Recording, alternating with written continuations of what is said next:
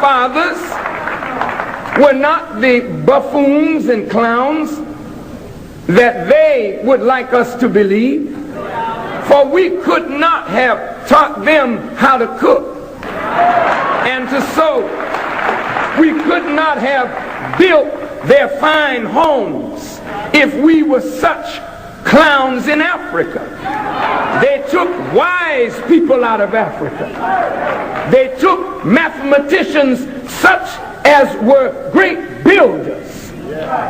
But they did not want that knowledge passed on to the young, because parents' greatest function is to pass on the history, oral or written, the language, the accomplishments to a young generation, so that young people will be inspired by knowing what their fathers did, so that they can build on what their fathers did and build greater than what their fathers did.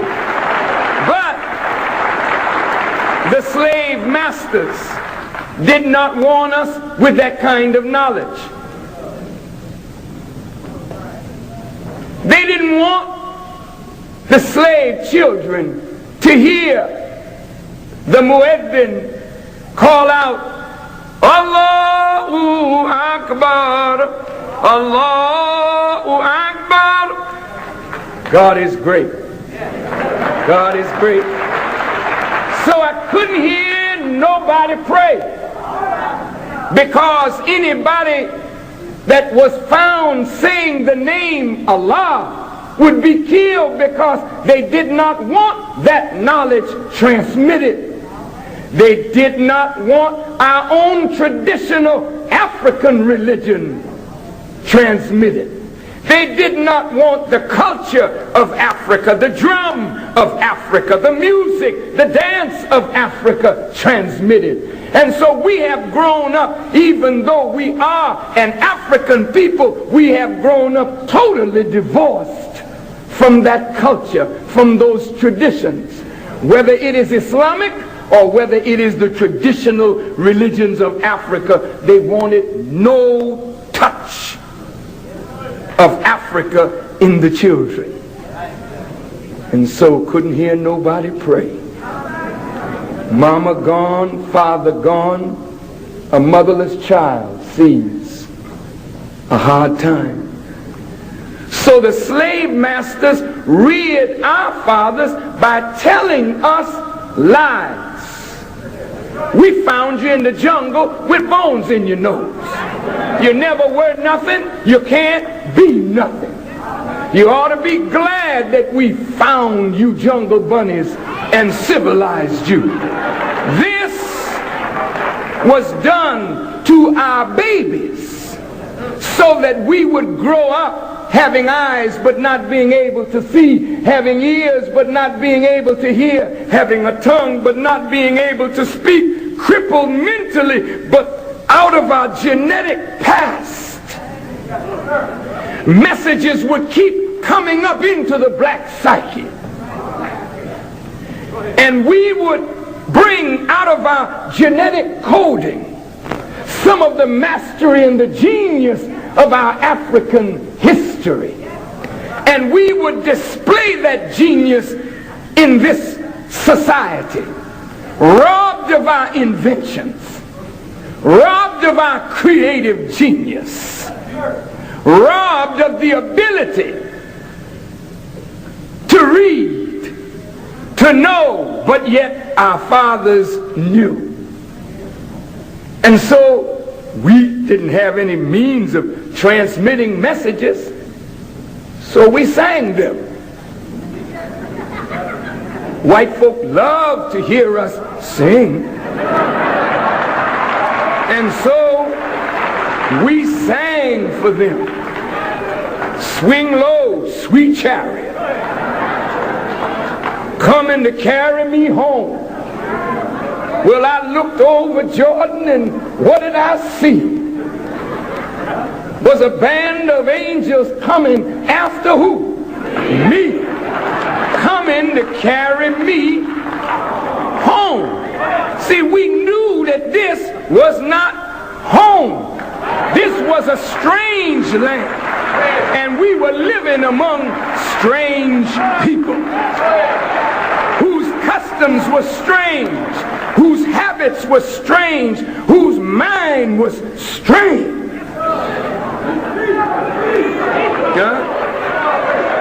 I'm laying a foundation for Malcolm,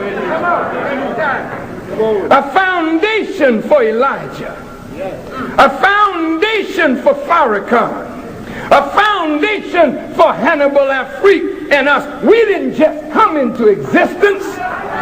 We were brought into existence by an immutable law that whenever a people are deprived of that which God has ordained for us, out of our longing for that which we have been deprived of, that longing is passed on in the genes.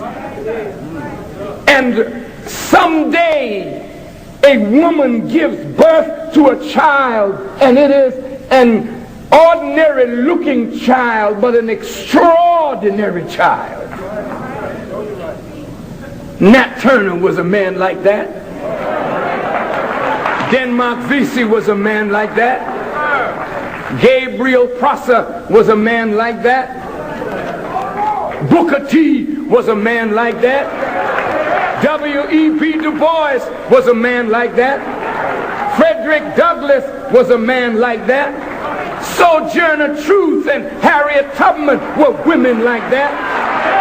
Ida B. Wells was a woman like that. We don't just pop up. We're not a toaster. We don't just pop out.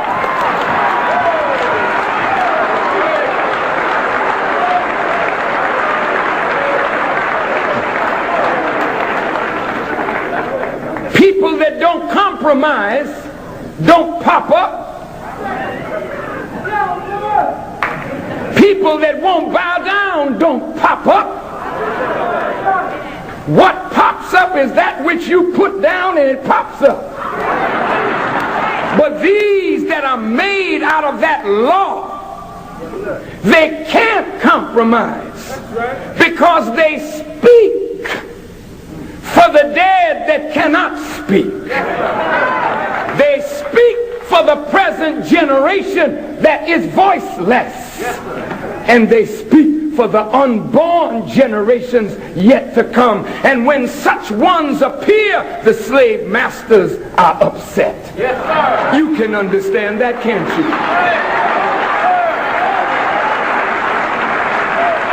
A slave master wouldn't go through the trouble of making slaves and not be troubled by those that come out of our longing to alleviate the pain and the oppression of slavery.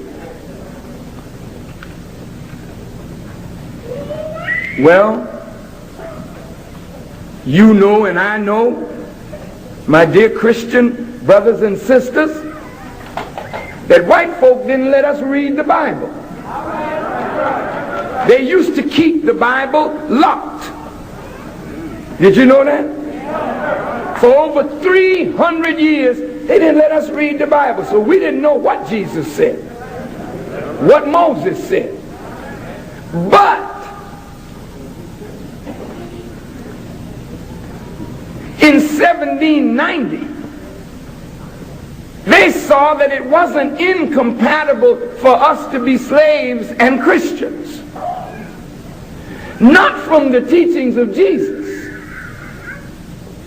but from their warped idea of how to use religion to come into the very religious nature of black people and deceive us in the very nature of our love for God. Oh, I want you to listen to me. Because, thank you, the deceit has been going on so much. And it's going on at this very moment. But I thank Almighty God, Allah, that He's made some of us wise enough to see into the words and the actions of the deceiver. that we might pull the coat of our brothers and sisters, that we don't fall victim today to what we fell victim to in times gone by.